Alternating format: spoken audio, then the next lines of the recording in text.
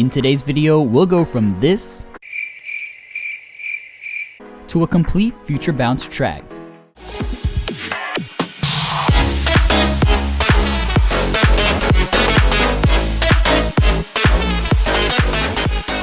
Let's go ahead and get into it. Hey everyone, this is Isantiago, and in today's video, we'll be going over how I make future bounce. If you like the song we're going to be making in today's video, please give me a follow on Spotify, as I'm planning on releasing this song so that you guys can hear the full thing for yourself. So when starting out this track, I first set the tempo to 128 BPM and set the key signature to C sharp minor. I then came up with a chord progression that goes from C sharp minor to F sharp minor, back to C sharp minor, but this time to B major, and then to G sharp major. I also arranged them in an open chord position to give us a much larger sound. For the intro, I used a simple house piano layered with a pad sound from Serum. I then automated the cutoff from the pad to make it sound much more rough sounding and create some tension to lead us into the verse.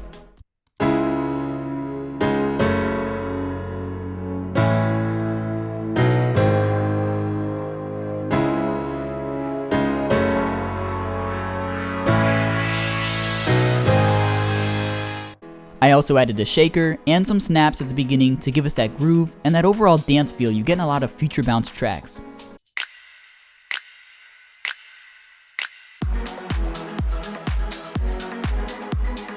For the verse, I kept the same chord progression as before, but I added a pluck sound from Serum and EQ'd the lows from that sound to avoid some muddiness in the low end.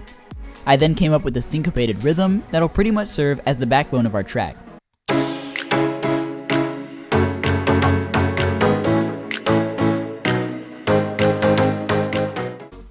After that, I came up with a melody for our verse using two sounds I layered from Serum. I pretty much based the melody off of the thirds of our chords and added some swing to give us that future bounce style.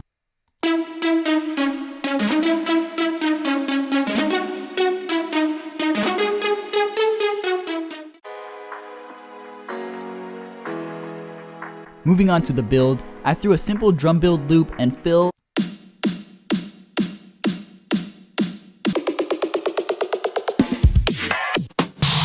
as well as started introducing our drop melody and bass by using a single band EQ to cut off our high frequencies, and then slowly start bringing them back in right before the drop hits by using some automation. I also threw in a riser and some white noise to fill out some empty space and create more tension in the build-up. Moving on to the drop, I used the same chords as before, but this time layered them with two really large synth sounds. I added a dimension expander to fill out our stereo image and EQ'd the low end to leave room for our bass. I then slightly boosted the mid frequencies at around 1.5 kHz, and then removed some high frequencies from about 5 kHz and onward to leave some room for the lead. Moving on to our bass, I used the root notes from the chord progression we came up with earlier and kept the same rhythm as the chords. But what really brings out that bounciness of the bass line is going to be the use of some octave jumps and slides. I also like to layer my basses with a mid bass and sub bass. I do this because when I have 2, 3, or even 4 bass sounds layered together, the low end tends to get really muddy. So in this case, I have 2 mid bass sounds that I EQ the low end out of completely and remove some high end to leave room for the lead synth.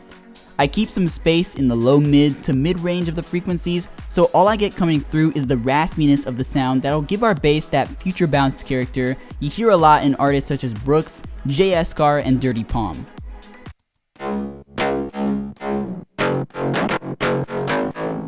Once I've got my mid bass, I move on to the sub bass, which will fill out our low end and give that bass line that thickness it was lacking before.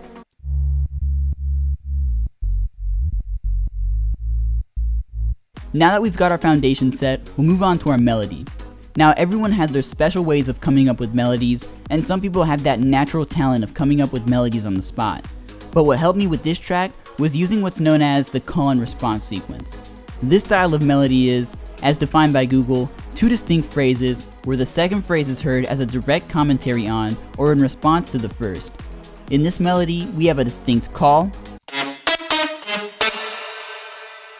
and response. And after 8 bars, we start to add a bit more ornamentation to the melody so we can add more interest and not have the listener get bored.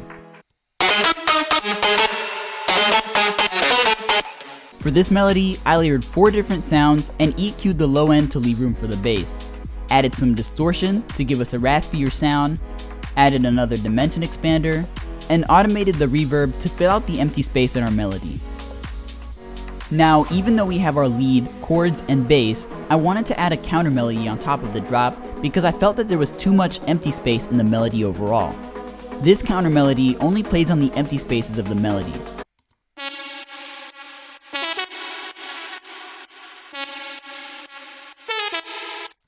I used 2 sounds from Serum that I EQ'd the low end out of, added some OTT compression, another dimension expander, and a direction mixer to spread the sound wider in the mix.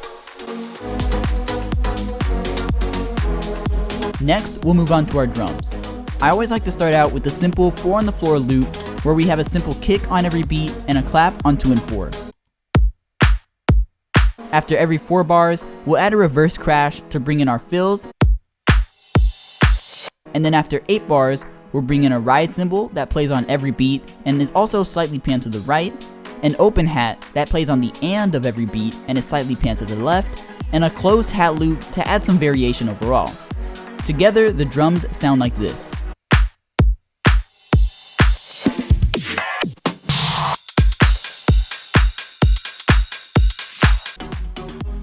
Lastly, we need to add some effects. Adding some good effects are really important so we can create more tension in our builds and make a stronger impact on our hits. For this track, I used a combination of both white noise going up and down and some reverse impacts. Now, that's pretty much it for this track. Like I said before, if you like this track, please make sure to follow me on Spotify, Apple Music, SoundCloud, or honestly pretty much anywhere you stream your music so that you can hear the full song and not miss the release. Now, here's the final result.